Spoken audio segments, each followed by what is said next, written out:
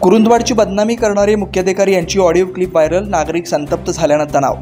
कुरुंदवाड नगर परिषदेचे प्रशासक तथा मुख्याधिकारी आशिष चव्हाण व कार्यालयीन अधीक्षक पूजा पाटील यांच्यातील वादग्रस्त ऑडिओ क्लिप मध्ये कुरुंदवाड नागरिकांच्या बद्दल अपमानकारक संवाद झाल्याचा सोशल मीडियावर व्हायरल झाल्यानं कुरुंदवाडचे नागरिक नगर परिषदेच्या समोर मारुती चौकात मुख्याधिकारी यांच्या विरोधात घोषणा देत मोठ्या संख्येने जमा झाले।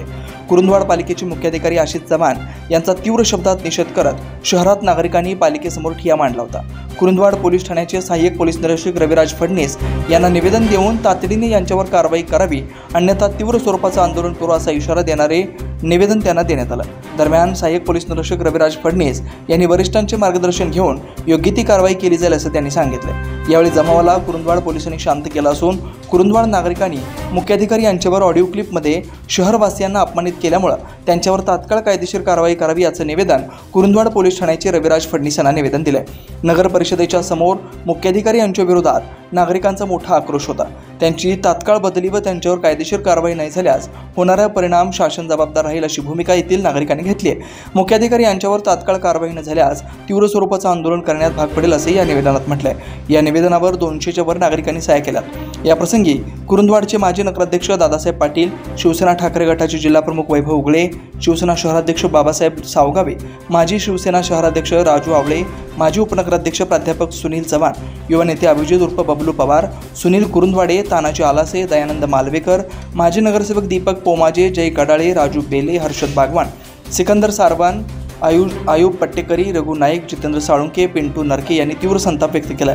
दरम्यान सकाळी 9:30 वाजता मुख्याधिकारी आशिष चव्हाण हे कुरुंदवाड शहरात येत असताना नागरिकांनी त्यांना शिवतीर्थावरील नाक्यावरच थांबवून परत जाण्यास भाग पाडल्यानं या ठिकाणी मोठा तणाव निर्माण झालेला होता।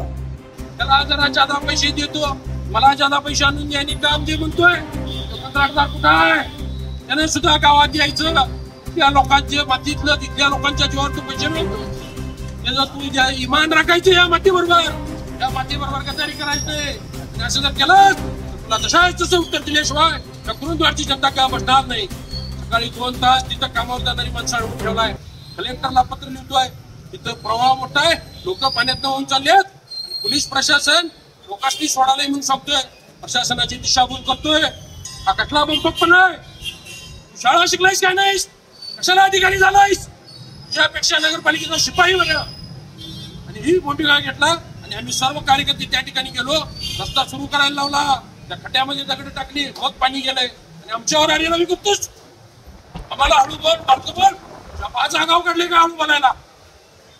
आमच्या कष्टातल्या पैशानं, घामाच्या पैशानं आमचा फाळा जातोय, तेव्हा तुझा पगार होतोय।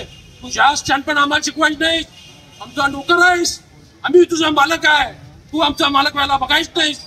कुठल्याही परिस्थितीत त्याचं निलंबन झालं पाहिजे, निलंबन झालं नाही तर येत्या 15 ऑगस्टला कलेक्टर ऑफिस समोर आम्ही आत्मदान करू।